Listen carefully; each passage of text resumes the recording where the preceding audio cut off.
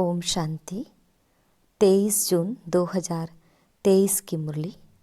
मीठे प्यारे बाबा हम बच्चों से कह रहे हैं, मीठे बच्चे, तुम सबका प्राण आधार आया है, तुम्हें जमघटों के दुखों की पीड़ा से छुड़ाने। वह तुम्हें स्वर्ग का वर्षा देता, वह सर्वव्यापी नहीं है। मीठे बच्चे, तुम सबका प्राण आधार आया है, तुम्हें जमघटों के दुखों की पीड़ा से छुड़ाने। वह तुम्हें स्वर्ग का वर्षा देता, वह सर्वव्यापी नहीं है। बाबा का प्रश्न है हम बच्चों के लिए, इस राजयोग में कौन सा योग सदा कंबाइंड है? उत्तर है, इस राजयोग में प्रजा योग सदा ही कंबाइंड है, क्योंकि राजा रानी के साथ साथ प्रजा भी चाहिए। अगर सब राजा बन जाए तो किस पर राज्य करेंगे? सब कहते हैं हम महाराजा महारानी बनेंगे। हम राजयोग सीखने आए हैं, परंतु राजा रानी बनने के लिए तो बहुत हिम्मत चाहिए, पूरा बल होना चाहिए। बाप पर पूरा पूरा बलि चढ़े तब राजाई में आ सके। आज गीत है प्रीतम आन मिलो। ओम शांति। प्रीतम को कौन बुलाते हैं? प्रीतमा को सजनी व शक्ति कहा जाता है। बुलाते हैं साजन को, भगवान को अथवा बाप को, शिव बाबा को। इसमें सर्वव्यापी का ज्ञान तो ठहरता नहीं। प्रीतम को बुलाते हैं कि आन मिलो। जीव आत्माएं अपने परम पिता परमात्मा को बुलाती है, ओ परम पिता परमात्मा आओ, रहम करो। स्वर्ग में तो ऐसे नहीं बुलाएंगे, बरोबर यह दुखधाम है, तो प्रीतम को बुलाते हैं। प्रीतम भगवान एक है, क्रिएटर एक है, विश्व अथवा सृष्टि का चक्र भी एक है। बच्चे जानते हैं कि कलयुग से फिर सतयुग होगा। सतयुग में फिर से एक आदि सनातन देवी देवताओं का राज्य होगा। यह नॉलेज है ना? तुम बच्चे जानते हो प्रीतम कैसे आए हैं। शिव तो है निराकार, तुम सब निराकारी आत्माएं हो, यहाँ आए हो पार्ट बजाने। अब निराकार बाप कैसे आया? राजयोग किसने सिखलाया? श्री कृष्ण तो सतयुग स्थापन करने वाला नहीं है, उनको रचयिता नहीं कहेंगे। सभी जीव आत्माओं का प्रीतम एक परम पिता परमात्मा क्रिएटर निराकार को कहेंगे। कहते हैं मेरा जन्म शिव जयंती मनाते हैं। मेरा जन्म कोई श्री कृष्ण सदृश नहीं होता। श्री कृष्ण माँ के गर्भ से कैसे जन्म लेते हैं? वह भी बच्चों को साक्षात्कार कराया हुआ है। बाप कहते हैं मेरा नाम रुद्र भी है, गीता में भी है, यह है रुद्र ज्ञान यज्ञ, अर्थात शिव का रचा हुआ यज्ञ। तो जरूर निराकार शिव को साकार में आना पड़े। बाप बैठ समझाते हैं, इस गीत के 2 अक्षर से ही सर्वव्यापी का ज्ञान निकल जाता है। प्रीतम को श्री कृष्ण नहीं कहेंगे, कहते ही हैं ओ गॉड फादर, ओ प्राण आधार, क्योंकि यह सबका प्राण आधार है।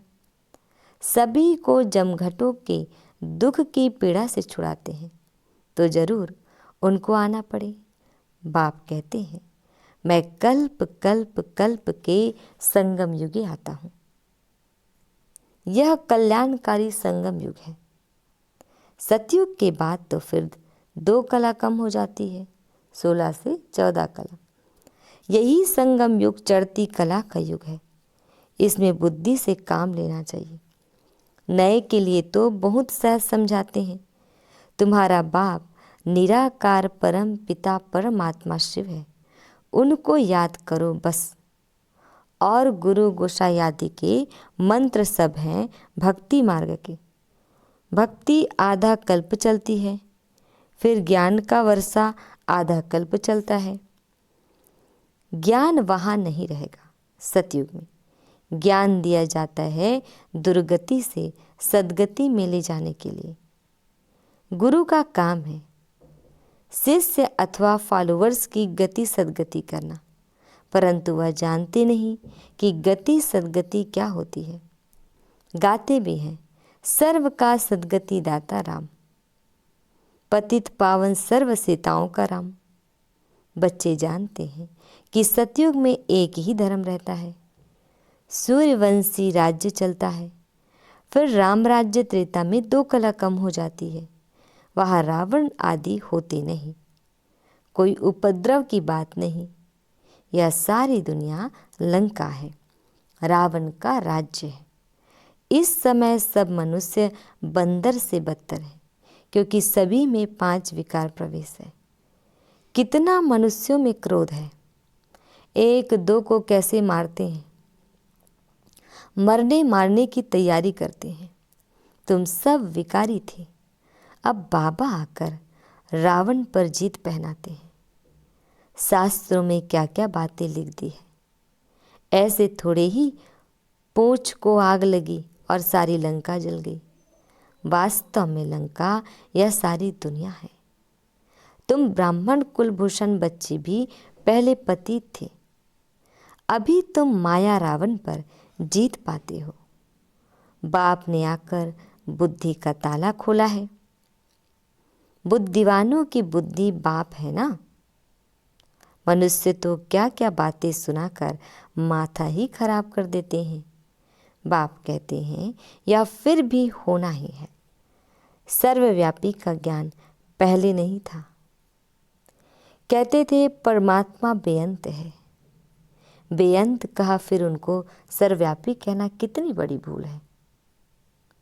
शिवो अहम तत्त्वम कह देते हैं, कभी शिवो अहम, कभी फिर ब्रह्मो अहम भी कह देते।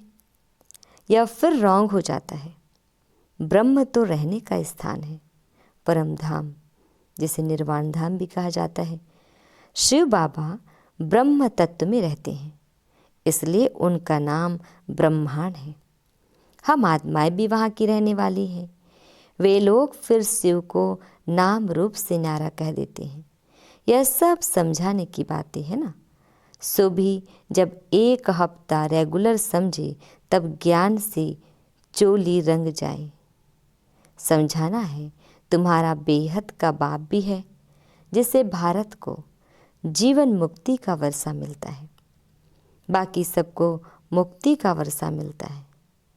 बाप कहते हैं अब अभी नाटक पूरा हुआ, तुम्हारे 84 जन्म पूरे हुए हैं। इतना समय पाठ बजाया है, अब फिर वापस जाना है। बाप आकर हमारे लिए राजधानी स्थापन करते हैं, तो जरूर संगम पर स्थापन हो। तब तो सतयुग में तुम वर्षा लो। तुमको कितना अच्छा कर्म सिखलाते हैं। लक्ष्मी नारायण ने क्या किया जो ऐसे उच्च बने। अभी तुम जानते हो बाबा राजयोग सिखलाते हैं। सतयुग में थोड़ी ही सिखलाएंगे, वहाँ तो है ही लक्ष्मी नारायण का राज्य। यह है कल्याणकारी संगम युग। इसमें अच्छी रीति पुरुषार्थ करना है।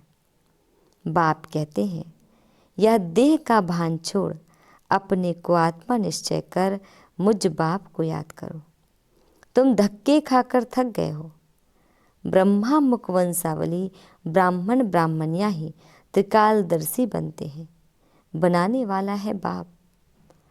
स्वदर्शन चक्र भी तुम फिराते हो। विष्णु कोई त्रिकालदर्शी नहीं है। उन्होंने फिर विष्णु को अलंकार दे दिए हैं।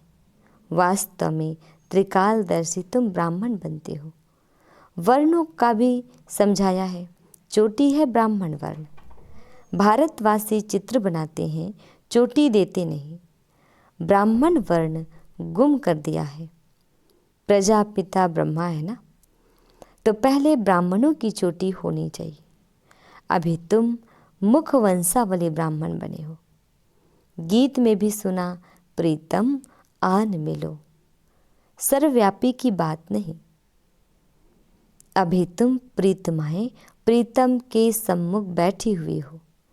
प्रीतम अपना स्वर्ग का वर्षा दे रहे हैं। कितना अच्छा प्रीतम है। कहते हैं श्री कृष्ण ने भगाया पटरानी बनाने, परंतु समझते नहीं पटरानी क्या चीज होती है। अभी तुम जानते हो और स्वर्ग का महाराजा महारानी बनने के लिए पुरुषार्थ करते हो।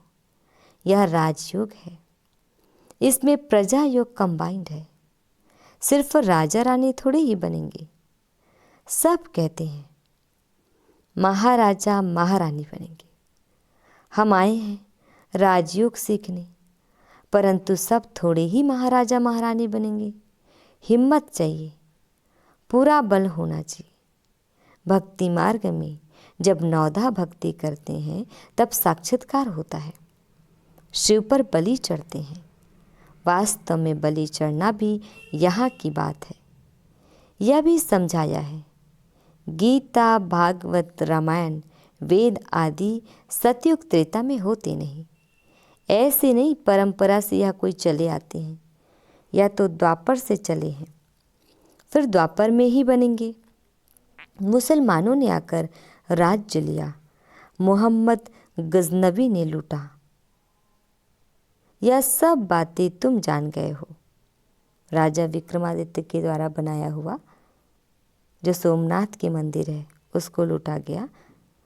हमने ही पूज्य से पुजारी बन अपना मंदिर बनाया, तो कितनी हमको मिल्कियत होगी। 5000 वर्ष की बात है, सो भी शुरुआत में। फिर भक्ति मार्ग में भी तुमको कितना धन रहता है। जिसने हीरे जवाहरों का मंदिर बनाया उनका अपना महल क्या होगा। नाम कितना उच्च है, लक्ष्मी नारायण। कितने श्रृंगारे हुए देखते हो। अभी तो बेचारों के पास पैसा नहीं है, आगे तो लक्ष्मी नारायण के लिए हीरो का सब कुछ बनाते थे। बाद में सब लूट फूट ले गए। वहाँ तो सोने की ईंटें होती है, तुम उनसे महल बनाते हो। अक्ल भी अच्छा रहता है, अभी तो बेअक्ल है, तब तो कंगाल हुए ना। शिव बाबा पर व देवताओं पर कितने कलंक लगाए हैं। इसलिए बाबा कहते हैं यदा यदा यदा ही धर्मस्य ग्लानिर्भवति भारत। जब इसमें प्रवेश करूं तब तो ब्राह्मणों को रचूं। ब्रह्मा मुख से भारत में ही आकर ब्राह्मण रचते हैं। विलायत जाऊंगा क्या। जो नंबर 1 पावन पूज्य था अब पुजारी बना है, उनके ही पतित शरीर में आता हूँ। ब्रह्मा बाबा के त्रिमूर्ति कहते हैं, शिव को निकाल दिया है। त्रिमूर्ति ब्रह्मा का तो अर्थ ही नहीं निकलता। बाबा कहते हैं कल्प कल्प संगम पर इस तन में आकर तुम ब्राह्मणों को रचता हूँ। तुम ब्राह्मण ब्राह्मणियों का यह सर्वोत्तम युग है। अभी तुम ईश्वरीय गोद में हो। ईश्वर बाबा से बेहद का वर्षा लेते हो। जानते हो उनको ही याद करते करते हम उनके पास पहुंच जाएंगे। कहते हैं ना, अंत काल जो स्त्री सुमिरे, जैसा सुमिरन वैसा जन्म मिलता है। यह है अंत काल का समय। तुमको बाप बैठ समझाते हैं, इस समय मुझ बाप को ही याद करना है। देही अभिमानी भव, अशरीरी भव। अपने को आत्मा निश्चय कर मुझ परम पिता परमात्मा को याद करो। एक जगह नेष्टा में नहीं बैठना है। बच्चे तो चलते फिरते उठते बैठते बाप को याद करते हैं ना। बेहद का बाप कहते हैं और सभी से बुद्धि निकाल माँ में कम याद करो। इसी में मेहनत है। 84 जन्म लिए, अब यह अंतिम जन्म है। तुम बाप के बने हो तो उसने ही कितने मीठे नाम दिए हैं। बाबा ने संदेशी द्वारा नाम भेजे हैं। वह बहुत अच्छे अच्छे नाम होते हैं, फिर भी वही नाम पढ़ेंगे जो कल्प पहले पढ़े होंगे। सर्वव्यापी का अर्थ भी समझाना चाहिए ना। सब भक्त भगवान हैं, तो फिर उनको मिलेगा क्या। कुछ भी नहीं। अभी तुम ईश्वरीय गोद में हो। ईश्वरीय गोद से तुम ब्राह्मण बनते हो। शूद्र वर्ण खत्म हुआ। यह वर्ण है ही तुम भारतवासियों के लिए। तुम जानते हो हम शूद्र वर्ण से ट्रांसफर हो ब्राह्मण धर्म में आए हैं। ब्राह्मण ब्राह्मणियाँ वही बनेंगे जो कल्प पहले बने थे। झाड़ वृद्धि को पाता जाता है। कितनी अच्छी अच्छी बातें बच्चों को सुनाते हैं, परंतु माया का तूफान लगने से अच्छे अच्छे बच्चे भी गिर पड़ते हैं। युद्ध तो है ना। तुम सर्वशक्तिमान के बच्चे हो तो माया भी कम नहीं है। आधा कल्प रावण का राज्य है। इस समय माया भी जोर से पछाड़ेगी। इसको तूफान कहा जाता है। हनुमान का मिसाल है ना। तुमको माया के कितने भी तूफान आए परंतु हिलना नहीं है। सदैव हर्षित रहना है। जितना रुस्तम बनेंगे उतना माया जोर से वार करेगी। देखेगी लायक है व नहीं। कहते हैं बाबा हमने तो काला मुंह कर दिया। काला मुंह हुआ बस बुद्धि को ताला लग जाएगा। धारणा होगी नहीं, क्योंकि बाबा को कलंक लगाया ना। लौकिक बाप भी कहते हैं ना तुम कुल कलंकित हो। बाबा समझाते हैं तुम कभी भी कुल कलंकित नहीं बनना। बाप परमधाम से आए हैं तुमको पढ़ाने। भगवान आवाज मैं राजाओं का राजा बनाने आया हूँ। राजाई जरूर स्थापन होगी। इस समय तुम जितने ब्राह्मण बने हो उतने ही बने थे और बनते रहेंगे। बच्चों को याद रखना है कि उस पारलौकिक बाबा का कोई बाप नहीं है। वह है ही सुप्रीम नॉलेजफुल, मनुष्य सृष्टि का बीज रूप, चैतन्य, पतित पावन, रहम दिल, नॉलेजफुल, ब्लिसफुल। उन पर कोई ब्लिस करने वाला नहीं है। वह खुद ही बाप टीचर सदगुरु है। बेहद बाप के घर में तुम सम्मुख बैठे हो। यह है ईश्वरीय कुटुंब। वृद्धि को पाते जाएंगे। 84 का चक्र भी बुद्धि में याद है। हम सो देवता इतने जन्म, हम सो क्षत्रिय इतने जन्म, फिर हम सो देवता बनेंगे। माया दुखधाम बनाती है, बाप आकर सुखधाम बनाते हैं। कितना सहज है। खूब पुरुषार्थ करना चाहिए। अब का पुरुषार्थ कल्प कल्प के लिए तुम्हारा पुरुषार्थ बन जाएगा। कहेंगे कल्प कल्पांतर हम ऐसा पुरुषार्थ करते आए हैं। मम्मा बाबा भी पुरुषार्थ करते हैं। यही फिर पूज्य सो देवी देवता लक्ष्मी नारायण बनेंगे। श्रीमत पर हम श्रेष्ठ ते श्रेष्ठ बनते हैं। अच्छा, मीठे मीठे शिकिल दे बच्चों प्रति मात पिता बाप दादा का याद प्यार, गुड मॉर्निंग और नमस्ते। हम रूहानी बच्चों की रूहानी बाप दादा को याद प्यार, गुड मॉर्निंग और नमस्ते नमस्ते नमस्ते। शुक्रिया बाबा, शुक्रिया शुक्रिया। आज हम बच्चों को धारण करना है। फर्स्ट पॉइंट है इस अंतकाल के समय में एक बाप को ही याद करने का अभ्यास करना है, अशरीरी बनना है। सेकंड पॉइंट है कभी भी कुल कलंकित नहीं बनना है। माया के तूफानों में हिलना नहीं है, सदा हर्षित रहना है।